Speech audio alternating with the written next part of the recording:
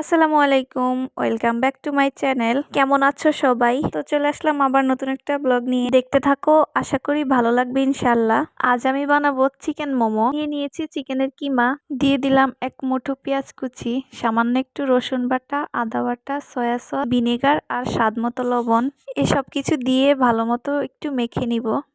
এবার দিয়ে দিব রেগুলার রান্নার তেল। আর হ্যাঁ, তেলটা কিন্তু অবশ্যই একটু গরম করে নিতে হবে, এটা স্বাদটা আরো দ্বিগুণ বেড়ে যাবে। সামান্য কিছুক্ষণের জন্য রেস্টে রেখে দিব। এবার মোমো বানানোর জন্য রুটি বানিয়ে নিলাম। এবার একটা রুটি হাতে নিয়ে তাতে সামান্য কিছুটা পুর দিয়ে কুচি কুচি দিয়ে সবগুলো মোমো বানিয়ে নিব।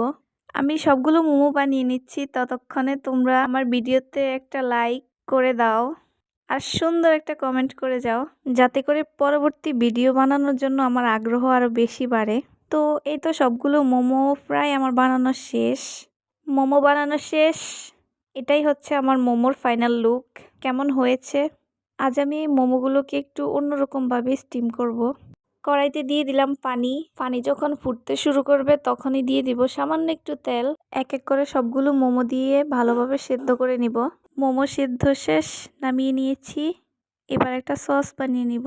সয়া সস, ভিনেগার, শুকনা মরিচের গুঁড়া, টমেটো কেচাপ, গুঁড়া মরিচ, আরও লাগবে রেগুলার রান্নার তেল। হ্যাঁ, তেলটা কিন্তু অবশ্যই গরম হতে হবে।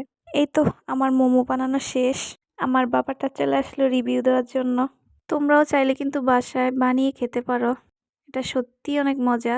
ধন্যবাদ সবাইকে, যারা যারা এতক্ষণ পর্যন্ত ধৈর্য ধরে আমার পুরো ভিডিওটা দেখেছো। আজ এ পর্যন্ত। সবাই ভালো থেকো, সুস্থ থেকো, আমার জন্য দোয়া করো।